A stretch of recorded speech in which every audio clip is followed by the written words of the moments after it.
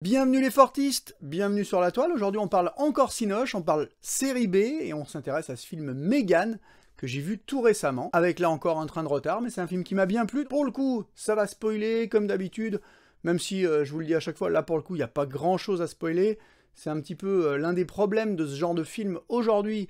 On va en reparler. Si vous voulez éviter de vous faire déflorer l'entièreté du film, ben, vous allez faire un tour, vous allez le voir, et vous revenez en parler après avec nous dans les commentaires. Comme d'habitude, je vous le rappelle en début d'émission, le petit pouce, ça fait plaisir. Ça me fait vraiment plaisir. Et en plus, ça vous lie pas à moi à tout jamais, c'est juste un petit pouce. Bref, revenons à nos moutons. Ce film Megan, on le doit à Gerard Johnston. Gerard Johnston, c'est le réalisateur, pour le coup, metteur en scène qui a fait Housebound en 2014, qui était un petit film d'horreur, un espèce de mix comédie-horreur qui, moi, m'avait pas trop enthousiasmé. Le film a pourtant fait beaucoup parler, ce Housebound, que moi j'ai trouvé vraiment... non, je me suis à la limite ennuyé, j'avais pas trouvé ça fou. Et le mec a pas fait grand chose, des séries télé, des trucs comme ça. Et puis là, Megan, qui est certes un film de ce monsieur, mais qui est surtout un film de l'écurie Blum, Jason Blum producteur, et puis co-scénarisé par James Wan, que tout le monde connaît. Donc ce film, c'est la recette Blum. Blum, c'est un producteur, on en a déjà parlé sur cette chaîne, qui fait des micro-budgets. Là, on parle d'une mise de départ de 12 millions de dollars. Aujourd'hui, 12 millions de dollars, c'est vraiment pas grand-chose pour un film qu'on a rapporté 180 tout autour du monde. Quelque chose comme 100 aux États-Unis et 80 autour du reste du globe. Donc c'est un énorme succès, tout simplement. Est-ce que ce succès est mérité?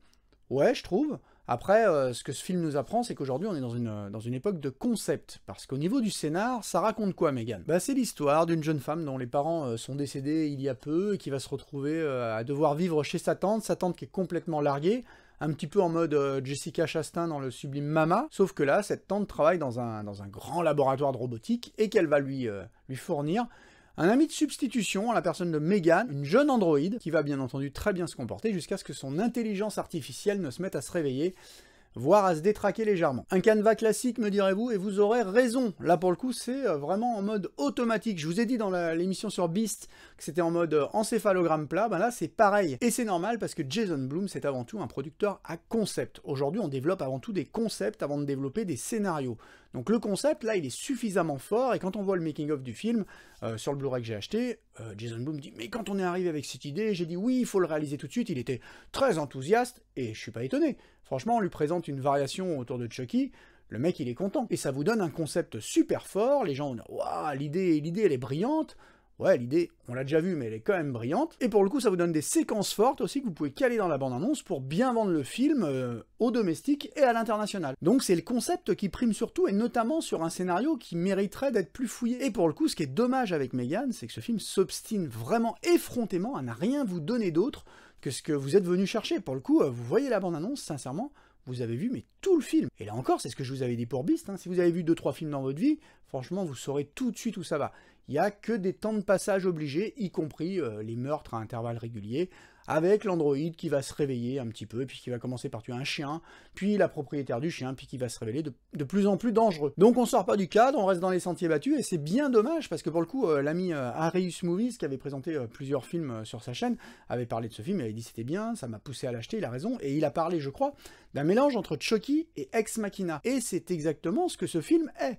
C'est un croisement parfait entre Chucky et Ex Machina. Sauf que on retient surtout le côté de Chucky, parce que là on a vraiment...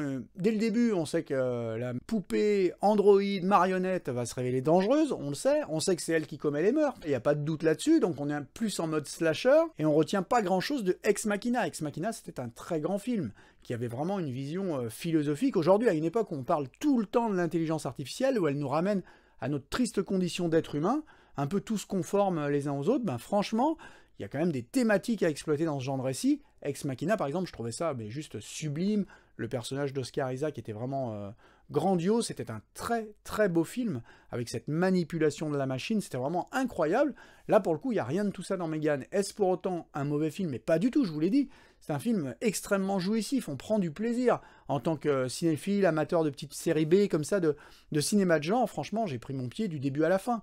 Il y a des séquences, bon, quand elle massacre un gamin insupportable, on aurait envie de le tarter, mais aujourd'hui, en 2023, on peut pas. Donc c'est magnifique, Megan s'en charge à notre place. Et le moment où elle lui dit, là, c'est le moment où tu te mets à courir, franchement, une grande bouffée de bonheur. Le film est très bien joué, Alison Williams, qu'on a vu dans d'autres trucs, dans Get Out notamment, une bonne actrice, voilà, très bien. Celle qui interprète, la jeune actrice qui interprète sa fille est très bien aussi. La petite Amy Donald qui interprète l'androïde, pour le coup, ça doit être une danseuse ou je sais pas quoi.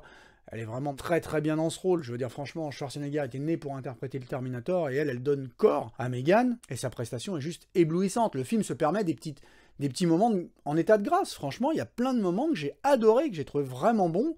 Il y a plein de petits moments subtils où on se dit « Ah, ça, je l'aurais pas vu comme ça. » C'est franchement, à un moment, elle fait une espèce de danse, là, comme ça, avant de tuer quelqu'un.